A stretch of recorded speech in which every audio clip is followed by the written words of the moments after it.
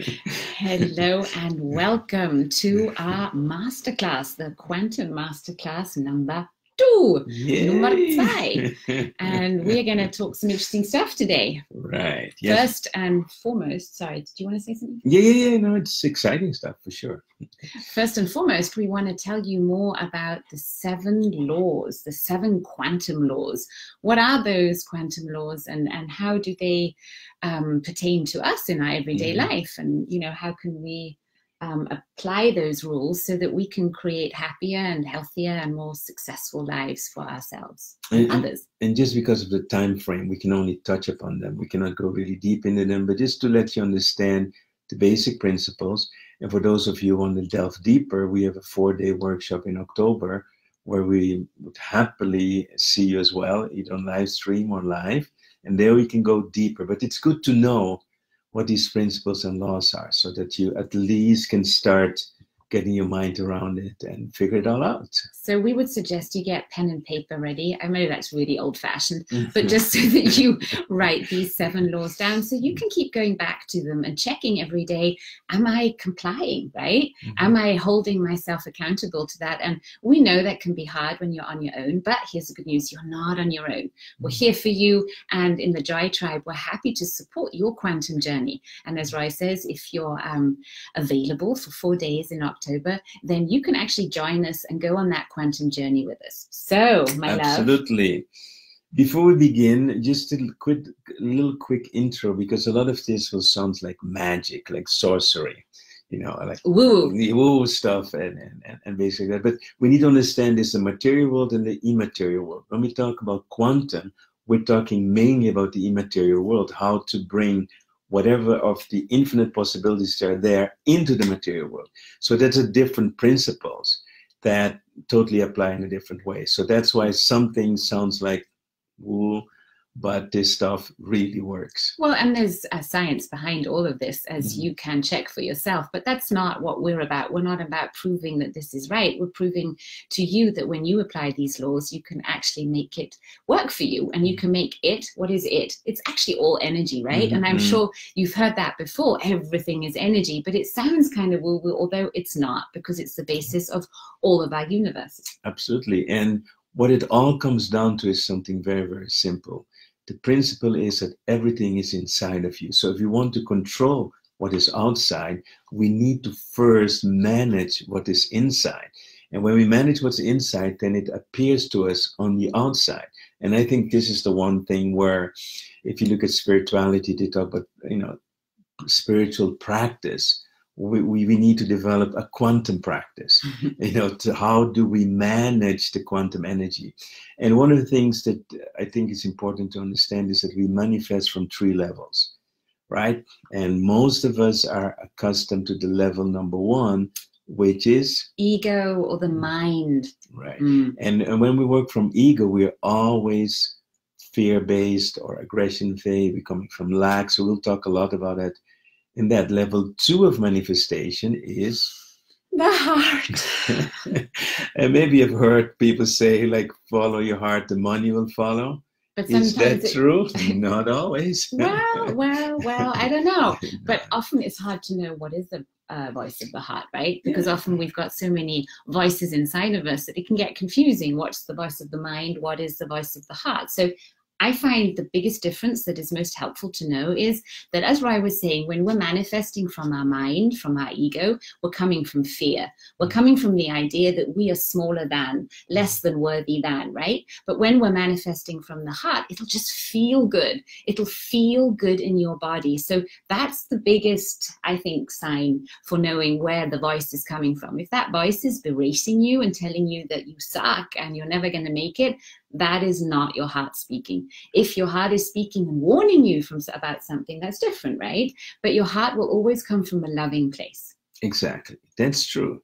The problem for most people coming from the heart is ever that they have to fight the shadows. And that's the ego, that's the mind, that's the lack of self-worth. So basically it's true to manifest from the heart, but first you need to overcome, again, the reptilian part of us, and it is the fear-based part of us. So that's why a lot of people who come from passion, from love, are still not making it because of what's lurking in the shadows. Yeah, and that can be lurking so deep in our unconscious minds. That's why it's called unconscious, right?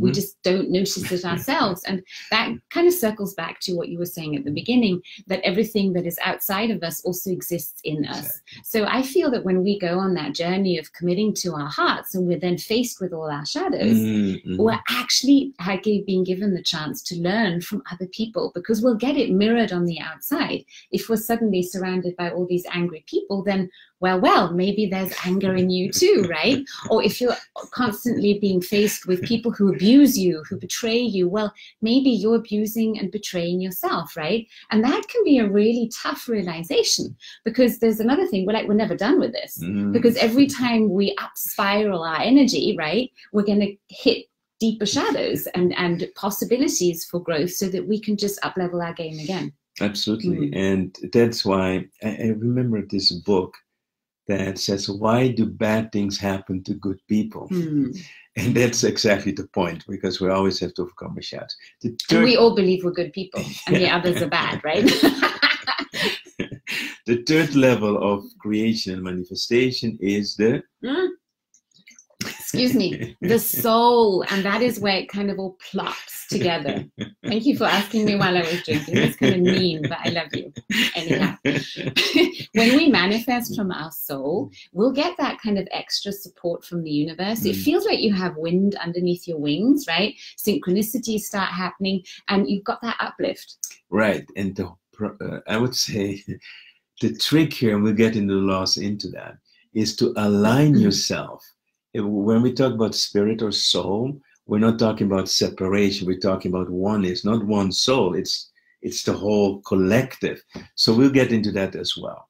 I think the next thing we need to discuss before we move on to the laws is that there's not one universe. I know. Did you hear I said universes? I've never said that before. But what I mean with universes is exactly what you're going to, is right? Is we actually exist in a multiverse. And why don't you tell us more about the multiverse? What is it? So the multiverse is something that it took us a while to wrap our minds around it. It still does.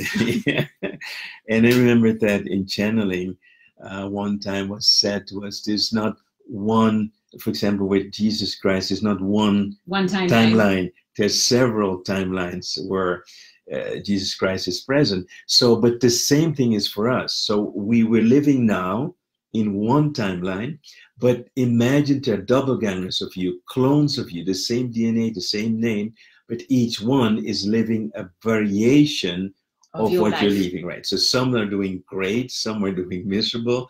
We are experimenting and we are experiencing all different, I would say, variations on the theme that we came here to live. And that can feel confusing sometimes. I don't know, have you also maybe just recently had more deja vus in your life? Have you noticed, oh my God, I feel like I've done this before? Well, what's happening, I feel right now, is that these timelines are getting closer and closer together, and we're able to sometimes catch glimpses behind the veil, right? Excellent. And see into past lives. We see versions of ourselves, and we've even had it that other people who were also psychic were telling us they see other versions of us. Right? Remember? Right. And it gets very complicated because there's something sounds really weird, but the Mandela effect, for example, which means that when we jump to another timeline, is that some parts of our past change, also some parts of the history.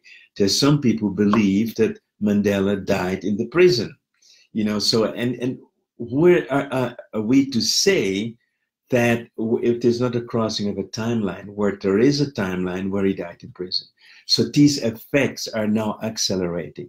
And I think that's also the reason why some of us can feel so confused or even anxious. So right now, I think we're seeing, and that's something not so nice, right? We're seeing a global trend of anxiety and depression on this planet, because a lot of the things that we're talking about are becoming part of a consciousness. People are waking up. This information is going out to the public, right? We can all Google this if we wanted to, right?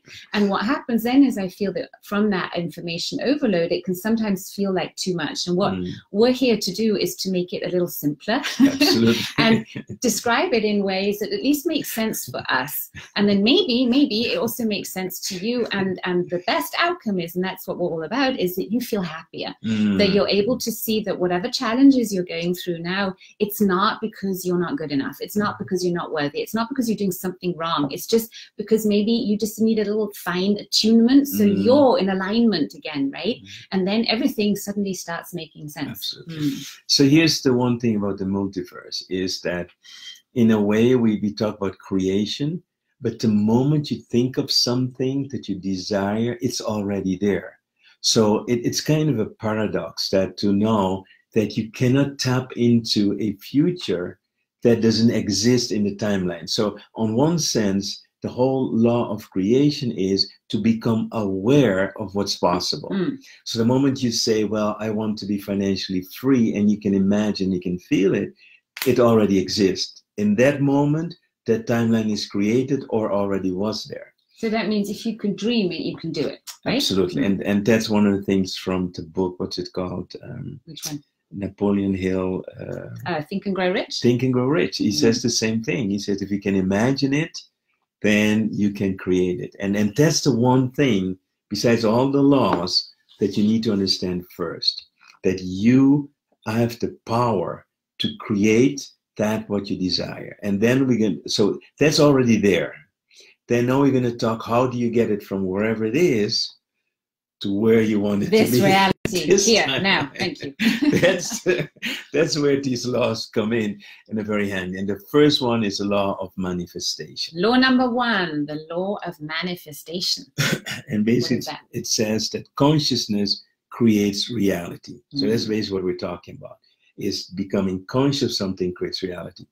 So our thinking creates our reality, Absolutely. right? Whatever we are thinking of most of the time is going to be that we will see in our reality. And in part, some people also call this a law of attention. The point here is that most people create unconsciously. So when we say consciousness create reality, the question is, what are you conscious of? Because a lot of us are not conscious of our thoughts, how we react to the world. So if you constantly look at the world and the world is a struggle, you have to fight. So you're unconsciously now creating that what you're thinking of, and that what's happening right now in your own life. That's quite interesting. Isn't it? And the problem is usually we don't notice that we're doing that. So it requires this waking up, right? To notice, oh, wow, am I recreating the same pattern the whole time? And how could I take, I think I call it more control of my mind again. How could I become conscious of my thoughts? Exactly. That's what it actually is all about. Yeah, we call this self-awareness of self-observation. So what you want to write down is that you want to observe yourself, so you become conscious of your patterns of thinking, your patterns of feeling, the way you react to the world, and then ask yourself, is this really what I want? So the moment you discover what you don't want, then you can start moving to what you do want. And this is where many people get stuck. Even for me, like a doctor, and I absolutely believe for you the same thing, is when you have a session with people, often they come and tell you what they don't want. Well, and what's not, it's not possible, right? Are you coming from that place of all the things that are not possible, or are you coming from a place of possibility? So write down maybe just that one sentence. I choose to create consciously. Absolutely. I choose to be aware of my thoughts. I choose to be awake.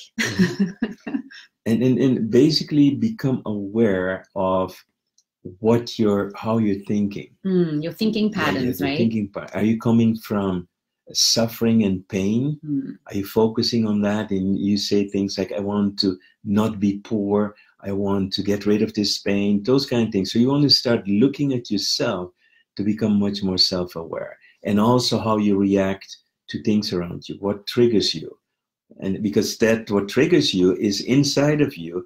So if you do not solve it inside of you, you will keep attracting more situations that will trigger you. So I call that the wake-up call, right? You have to wake up to yourself to discover what am I doing? Yeah. What am I doing here? What am I focusing on? Am I focused on lack of abundance, for example? Or am I focused on gratitude for what I have? That simple shift from, let's say, desiring what you not have, but not seeing what you have. So just shifting to be the grateful side, you will create more things you're grateful for. So that's an important law. That can feel hard though when we're stuck, right? When we're stuck, it feels like I have nothing to be grateful for. This all sucks, right? So I love how you said that you might want to write it down. Absolutely. And I think I'd like to add a really brave exercise for those of you who want to go rocket speed. Because here's the thing, you can contemplate with yourself, right? You can go in meditation and you can ask yourself these questions and your unconscious will come up for answers, with answers for you. But if you are brave enough to ask your most trusted friends, or your people that care about you, and say, would you tell me, do you see patterns in my life? Do you see patterns in my speech? Do you see me do the same ththings again and again? Would you tell me? And if you're that brave, oh my God, there's therapy right there, because other people are our mirrors. They can, isn't it true? We can see what's going on in other people so easily, but for ourselves, it's usually hardest. So I'd just like to add that to your writing down list. Ask a friend for honest, authentic feedback and ask them those uncomfortable questions. And there's one thing that I consider a little bit bad news that I want to share. It is that as more you evolve, the more you grow, the more spiritually become, the more accountable you'll be held. In other words, it's not the same law for people who are ignorant. I'm sorry. The more you know, the more responsible you are. Absolutely. So what does that mean? It means that you will see people in life that can create easily and they're not spiritual. They can amass a lot of fortune, a lot of money, be very egoistic, egocentric. Seem really happy. And maybe seem very happy. But if you're spiritually more aware, you cannot do the same thing. Wait, in what way? How do you mean that? I know what you mean. No, I mean like you get a lot of these gurus telling you, work hard, do this, do that. It doesn't always work that way for people who are more spiritually evolved. So for them, these laws are so much more important. For if you're not aware, then it's easier to create by force, by ego. Once you become aware and more spiritually inclined, you will be held at a higher level of accountability.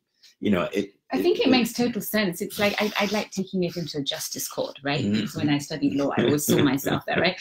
And there, if we just look at normal rules of justice, if you did something intentionally, so if I go out intentionally and do harm, then that is counted as a worse offense than if I just do it and it happened by accident, right? Exactly. So if I'm still asleep and I have no ideas about all these laws of the universe and I'm just kind of doing my best, then I'm not going to be creating as much karma as well, right? As if I am intentionally doing harm. I'm intentionally going against what I know better. I think that's the extra. That's point, right? a very nice metaphor for that. Thank you for that. The second law is the law of magnetism. Also, law of magnetism or vibration, right? Or resonance. It's some people give different names. And it's very simple to remember. You don't attract what you want. Some people say you attract what you need, but that's not. It's also maybe true, but you attract who you are. You attract who you are. So if you are a person with a low self-esteem, low self-worth, and you want to, want more, you will still keep attracting that what's in accordance with your level of self-worth. In other words, if you attract more, and I think some of you might recognize this, you will lose it again. So if let's say we look at the people winning the lottery. Oh, most of them lose it in speed time, right? And often they lose more than they want. Within 5 years, 80% of the people lose everything. Also, you see that with people who shoot up in wealth or become famous, you see a lot of self-destruction going on there, and they lose. So you attract, so you have a vibrational, what we call it, number, and self-worth. And if you go above that, your subconscious mind cannot deal with that. You start sabotaging that. So that's one thing that's very important. And that's why we were talking about you have to work on yourself in order to raise your vibrations. in the last. So it's like preventive medicine, actually. Absolutely. Right. Yeah. So you want to prevent from having to go through that stress and that loss of losing everything that you've built up because you just weren't congruent with it. But the moment that you are congruent with it, you can hold that space of vibration much better, right? And the struggle falls away. So that's why inner work is so important. That keep working on yourself, keep working. That you become. We call this growing up. That you overcome these conditioning. That you're not worthy. Who tells you that you're not worthy? Who tells you that you're not good enough? Who tells you at some point that you're not strong enough? Basically, you're telling this to yourself. So you're creating this persona in yourself that you are not. And you need to change the persona. And that means stepping into your power. That means, go to understand that you're born with an unlimited potential and that you're worth everything you desire. So that's I would call that one of the most important changes we have to change in ourselves, right? We're ready for the third law of purity of desire. I wanted to see that one. Okay, sorry. Desires The third law. The third law is the law of purity of desire. And that means, where is that desire that you feel towards that dream or goal that you have? Where's it coming from? It kind of ties back into which level are you creating from? So are you creating from your mind? Are you coming from fear or lack? Or are you coming from your heart? Or best, are you coming from heart and soul and everything aligned, right? And in purity of desire, if you are just wanting to gain, I don't know, just more power, world domination, right? And that's what you're going for, then your intention is not as high a vibrational as if you're coming from wanting to create a better world for everyone, from coming from a level of compassion or creating from a state of joy or peace or any of those higher vibrations. So it's really, we create the level of existence that we are living in by asking ourselves where we're coming from, where are we most of the time, right? And why are we doing this? So it's really transformational, I feel, to really ask yourself that honest question, or those honest questions. Why do I want this big goal, whatever it is, whether it's the dream partner, it's the dream house or the dream car or the dream job or whatever it is. Why do you want this? Is it because it's really your burning desire to have, or is it maybe your mom's desire, or was it your dad's desire, or do you feel that you just should be doing this? And then really check out which ones of those desires could you actually put aside and focus all that energy of yours on that one thing that really makes you happy. Because when you do that, you're like this laser focused manifestation magician. And one here is a critical rule to remember. So anytime you say, when I've achieved this, then I'll be happy. When this comes, then that. So, and the reverse is be happy now. So if you're going to be happy only when you get married, what kind of person are you going to attract? You're going to attract a person to fulfill your needs, right? But if you can be happy on yourself, they will attract a partner that will only complement to that. That kind of happened to us, right? Yeah, when we gave up. Yeah, when we gave up. So at the moment both of us said to ourselves in different continents, I'm done, not doing this relationship stuff anymore, we attracted each other because that was the only time that we were really detached from that coming from need or lack. Yeah. And then so you want to have desires that are pure, and the only way to get pure is to work on yourself that you're happy in the now, what you call the elevated emotions. Like you have this program now, Living from Your Bliss, because that's when you're the most attractive. Isn't it interesting in English that you attract better when you are attractive and when you feel attractive, right? Exactly. So that's a great thing to work on, is to work on your attractiveness, because I think in English so beautiful because it's attracting. It's the kind of it's the same thing. So make yourself attractive. Like if you're in a relationship, you become a good relationship. So if you're a good relationship, it means you will be kind to yourself, exactly, right? So you've got to start. That's why it keeps coming down to that beautiful topic of self-love, right?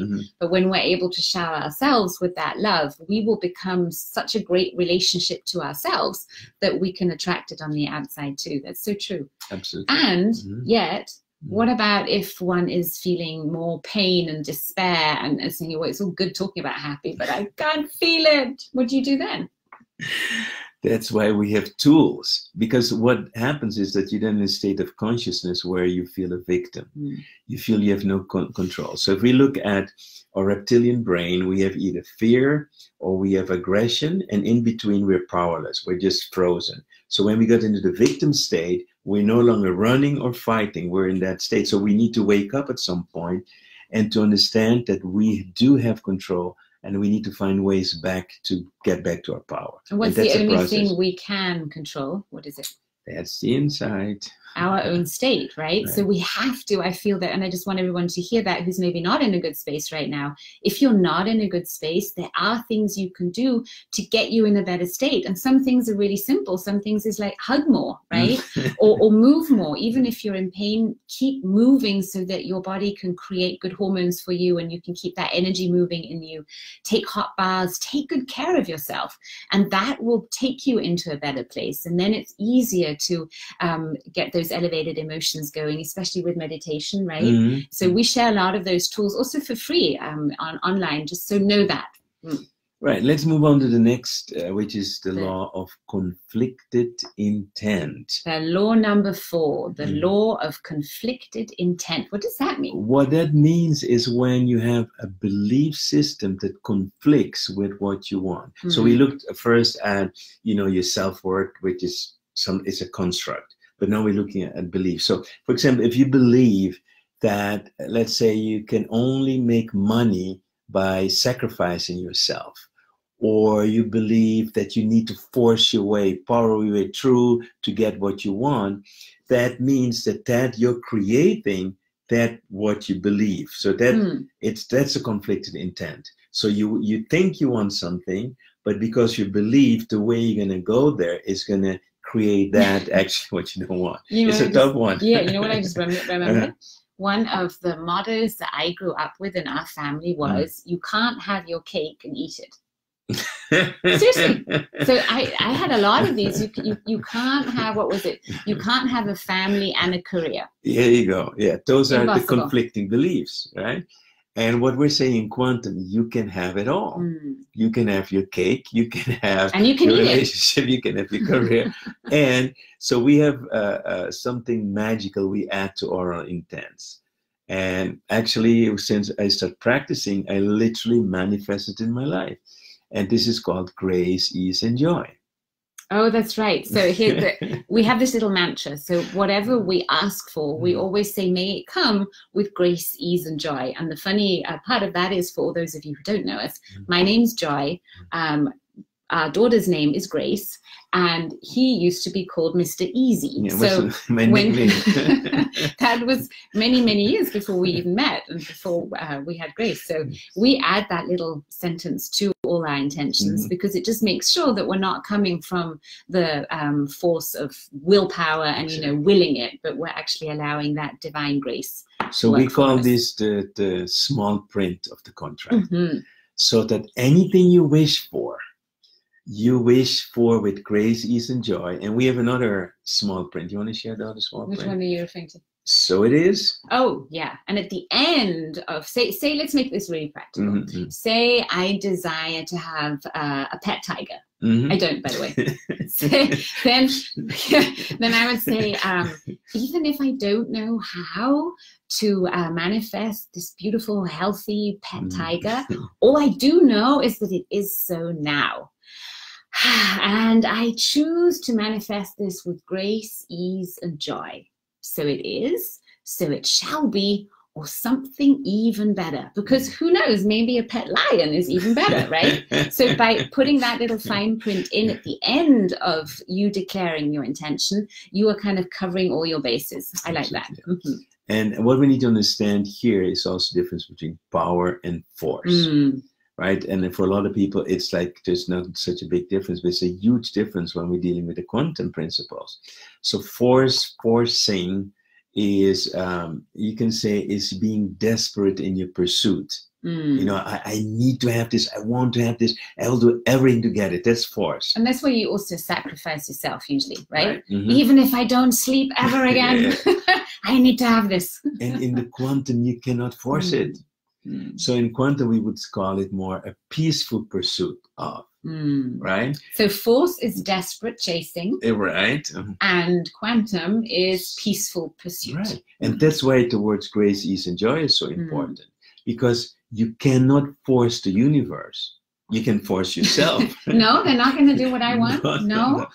And then I had to learn the hard way that everything comes in the right time. Yeah. That's how the universe works. I can say I want to have 1 million tomorrow. Maybe so, maybe not. But the universe has to work to bring it in the right moment, at the right time, where it's going to be. And we need to develop this trust, what we call unshakable faith, right? Just a little bit about unshakable faith. How we develop that. Tell them. Well, I think it's so easy to have faith in good times when we're feeling good and things are working out. We'll say, oh yeah, I'm full of faith, right? But where the rubber really meets the road is when things are not going so well, when we're going through challenges, when we've lost someone, when we're experiencing pain, right? And in those moments, we need to have a well-trained muscle. And it really is, hear me, just a well-trained muscle. Faith is just a muscle inside of you. That's kind of how I've referred to it, that you can train just like anything else. Because when you get into the habit of having faith in yourself, of realizing that, whatever happened in life, you're still here, right? So it kind of worked out in the end, always better than you thought. And it wasn't due to your doing, right? You ego taking control. It wasn't because of that. It was because of something that's bigger than you. So when we just contemplate on that, we can see that it is actually more sensible to have unshakable faith and release that need for control, because it will relax our nervous system, right? We'll feel less anxious, we'll feel less desperate to have it a certain way, and we'll be open to miracles, to magic, to the divine to look after us, and we'll feel more supported. And what's interesting, when women, this is a medical fact, right? When women feel supported, we produce more estrogen, which makes us more fertile, more creative, more happy, right? Than when we don't feel supported. So that's also good for our partners to know, right? If they want a happier wife, they need to kind of do the I every now and again. But it also means for us that we need to start taking care of ourselves, right? And learn that self-care so that we get into a better state, because that really is necessary. So when we're in a painful situation, we need some kind of pattern interrupt. We need something that will remind us, hey, this is not who you are. Get in a better place. And I think there we need to start with our breath and with our mind. So the moment you take that one crucial deep, deep belly breath and exhale through the mouth, and then you start taking some conscious breaths into your belly, right? When you go into that space and you become aware of what's just happened, right? You have that choice to be able to go somewhere in your mind that we call the happy place. And you can do that by focusing on, what is it that I really want? Where do I want to go? What is that big, juicy dream that I just want to see happen in this lifetime? If your end of day was tomorrow, and it's not, right? You're all safe. But if you were to leave this planet tomorrow, what would you want to see happening? And that could happen overnight, but what would really mean so much to you that you feel that you've left a legacy, that you made a difference, that there was something that you contributed to this world? And when you answer that question, you will discover that passion inside of you, because it's coming from a different place. It's coming from, I really care about that. And when we care about it, we're coming from our heart. And then it's more about connecting to our soul or our quantum selves, or whatever label you want to give that, to make sure that alignment keeps happening. So it's like a portal that stays open. Wouldn't you describe it like that? Absolutely. And I would like to add something to that I just recently became aware about, is that we need to trust the path. That I know it always will be good in the end. If it's not good, it's not the end. That's the one thing we need to. So here's a super tool, and this is a great pattern interrupt too. You can tap the area underneath your collarbones. Just tap with us and breathe, and know that you are right now working on your kidney meridian. And there's one emotion that I feel that cripples this planet and takes us out of the state of connection, and that is what? Fear, right? So whenever you're feeling fear, fearful of not being good enough, I don't know, fearful of your life, fearful of your health, fear, right? Tap here and say, Even though I feel fear right now, I love and accept myself. And I choose to stay in the now, to know I am worthy of a great life with ease. I deserve to feel safe. I deserve to feel happy. And I deserve to feel healthy. What was it? I deserve to feel healthy. I deserve to feel happy. I deserve to feel safe. I deserve to feel successful. What is it? Come on, say it to yourself. And come back in the now. And I swear, if you do this every time, you will notice if you suffer from panic attacks, they will start going down. You'll break the pattern because you're no longer allowing your mind to go into that negative space.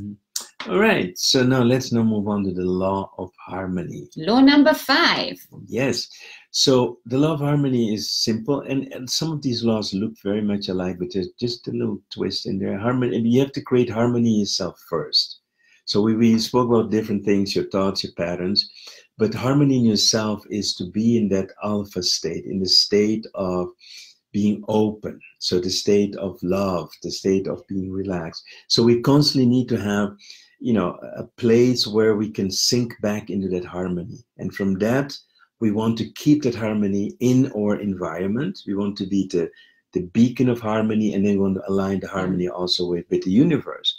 And basically, it looks like magnetism, but it's still a bit different. And this is where meditation is a great practice for us to get out of what you always say, get out of the bus, and open to that. And so this law is so important because these frequencies of the brain, when we're in harmony, we are much more connected to the whole universe. That's where we are really aligned with the universe. And when we send out our intent, so whenever we want to send out our intent, we need to be sure that we're first in a peaceful mind, that we just don't go out and send intent. And this is a great way to get in a peaceful mind. If that's all you do, that will already help your nervous system calm down and your brain to go in a better state. So you want to get out of the buzz of the beta brainwave state. And especially become aware of your self-criticism and your self-judgment. Every time you notice you're there again, step out of it, tap something. And say something nice to yourself. Yeah, and it's called self-parenting. You're really the inner child, you're kind of healing your inner child.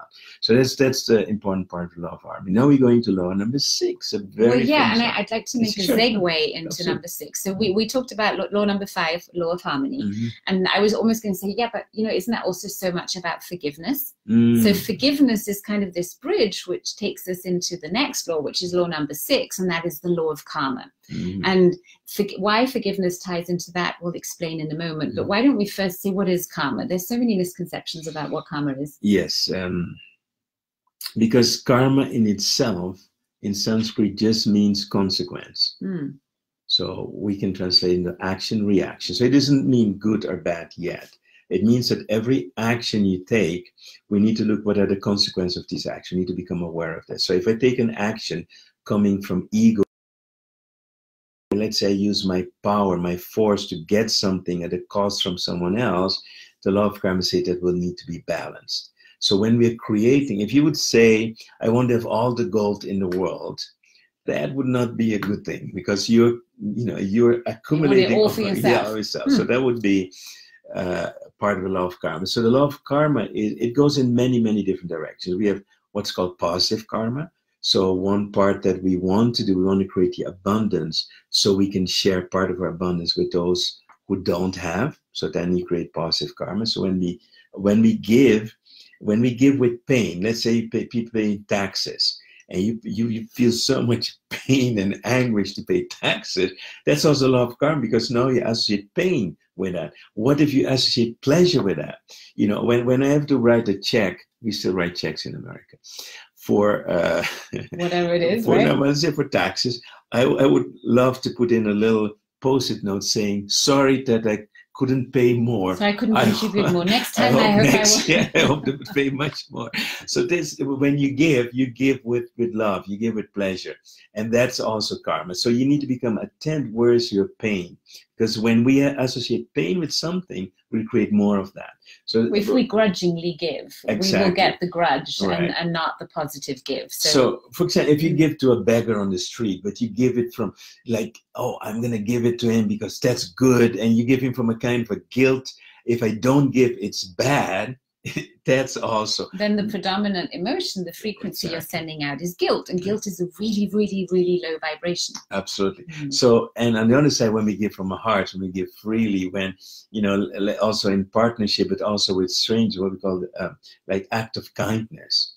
You know, that's where you build up positive karma. Also, blessing people. You know, get into the habit of blessing your co-workers, exactly. blessing your friends, just sending them positive intentions, exactly. sending them your good wishes. That is a way of creating good karma. So it works both ways. Absolutely. And that's the beauty of karma. Karma is only a bitch if you are. Yeah, exactly.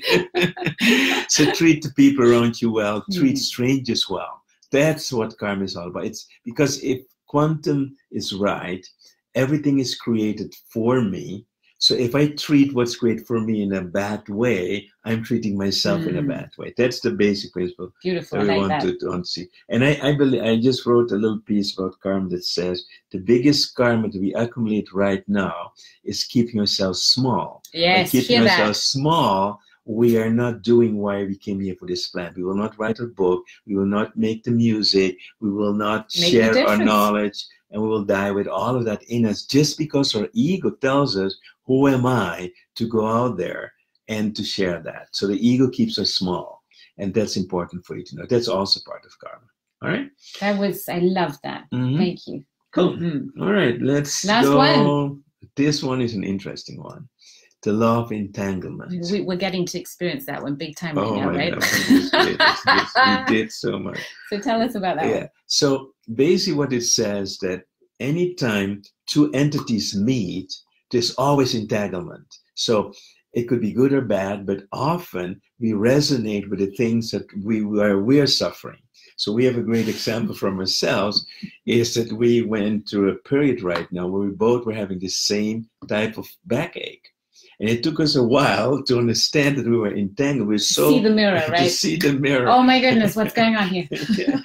So, and we have, you know, these techniques like cutting karmic links and all those kind of things. But you need to be aware that anywhere you interact with someone else, especially when there's emotion involved, and the emotion are not pure, I would say, loving kind emotions, that will affect you and it will affect what you're creating. All right, so we need to be clear that we need to, we call it disentangle, cut those links so we are back into our power. So also the only entanglement that we want is the one from heart chakra to heart chakra, right? So we only want to be connected with each other through love and not through ancestral stuff and guilt and karmic balances. So I feel that's also the reason why right now, literally right now, a lot of people are going through some pretty dark phases in life, right? Because it seems as if all the old stuff is just bubbling up big time right now. So don't despair, because we're in the same boat here too. And it's just giving us the chance to look even deeper, right? And to make sure that our energies are going to shift up into the next vibrational level. That's all that's happening right now. And, you know, with the new moon and all that going on as well, it's just a lot of energy right now. So take those conscious breaths every now and again throughout the day and really connect back to yourself. It makes a bunch of difference. Yeah, and you're working on a nice project, and it's about prayers as well, to really pray. I'm praying a lot right now. Yeah, not only for yourself, but for the planet, for other people. You know, prayer is a really great place and a kind of way also to disentangle from others and from all the suffering on this and also, before I forget to mention it, you, because you're listening to us right now and you're part of our beautiful quantum field, because you're doing that, we want to honor you. And if you check out the link, you will find a free brain training that we are giving away. And it is so far only being given to our, we actually specially designed it for our crystalline oracles. So it's a brain training to help you unlock your psychic gifts, your skills. You all have them, right? But sometimes they're just buried beneath layers of conditioning, and we want to support you. And that meditation, you'll find the link in the comments, so go and grab it. And then best is to listen to that meditation either in the morning when you wake up, set your alarm, pop the meditation on, and then start your day, or when you go to sleep at night, Or you could even put it on repeat, and then you could use it as a sleep program. I swear there's only good stuff in there. You can listen to it consciously first just to make sure. And then you will notice how your brain will start being trained in a way that actually supports you to reach your dreams. Absolutely. And also we would like to thank you for watching, and please share this video with your friends as many as possible, so more people become aware. And if you couldn't join from the beginning, it will be available to watch it, because it's valuable information. Note these laws and start applying it to your life, because then everything starts shifting. Your vibration levels start shifting. What you attract starts shifting. And that's why these laws are so important, to know and understand them and to work with them. And always, if you want more, we will in October do a 4-day. There's also a link in there. Oh, can I say something about Absolutely. October? Well, we've finished. We've got the 7 days, so we've given what we days. promised. So I want to talk about October, because I know not everybody can travel to Italy, although I am so psyched that so many international guests actually do make that journey. They hop in a plane and come to Italy for 4 days and spend a quantum retreat with us. And here, many of you maybe have never been to our workshop, so you have no idea what happens there. I'd like you to imagine a big party. It literally is a big party where we help you clear old stuff, clear sabotage, and help you connect to the quantum field, to your greatest, grandest version of self. We help you clear limiting beliefs. We share simple tools and techniques that you can take home, and you can even teach your kids, right? That's how simple they are. And in the meditations that we do, we just know the magic really happens. Even if you've never meditated before, we will also throw in all our knowledge from, I'm a yoga teacher, we studied psychology, hypnosis, everything we know, we put into the latest package of what we now call a quantum journey. So you can join us for 4 days in Italy. That's amazing, because you'll also get to meet so many other amazing souls that are on this planet on a similar path like you. And it feels good to be around all these weirdos because you'll discover you're not that weird, and you'll have bankers and, I don't know, top CEOs sitting next to students, and we're all on the same, we're all humans, right? All humans. And we're all working on the greatest, grandest version of ourselves. So, but here's the thing. I know that maybe you are thinking, oh my God, 4 days of that on a live stream, would I do that? Well, here's the thing. I think you would. If you see it as your quantum retreat that you could do in the comfort of your own home. So I just wanted to share how I would do it, okay? If I were a live streamer, I would invite my best friends, a select group, and I would say, would you like to spend 4 days with me connecting to the quantum field, creating that life of our dreams, where we'll clear old stuff, we get rid of dramas and traumas, and we connect to the best version of ourselves. Then I would set it up in my living room, right? The big couch. I'd make it real cozy for myself. And I would just join into the meditations. I would be there, listen to all the teachings, right? You can do all the clearings with us. And in the break times, you go and grab your fresh tea and coffee. You even have the fridge, right? We don't have that in Italy. But you can totally have the same, if not better, experience if you're at home, especially if you're an introvert and you don't really like a lot of people. Then stay home and get the live stream. And if you're in Australia or India, or your time zone doesn't work for you, doesn't matter, because at the end of the training, you have access to the recordings for the entire life, right? So forever. And that means that you get really specially edited recordings that are then, they're like a movie to watch. It really is fun. And then you can go back to meditations whenever you want to revisit them, right? So I just wanted to say that, because sometimes I feel we're not aware of all this possibility. And the next Friday, we're going to talk about the 7 steps of self-actualization. 7 steps of self-actualization. So how do you become who you really are? Right. You don't want to miss that. In 7 steps. And we've got another free gift we're giving away. Can I tell them about it? Of course. In the next masterclass, we're going to be giving away the dragon meditation, which is amazingly fun and powerful. So stay tuned for that and join us next Friday. Thank you for sharing this with your friends. And let's help this planet make a quantum leap in a graceful, easy, and joyful way. Thank you so much. Thank you much. Bye-bye. Bye-bye.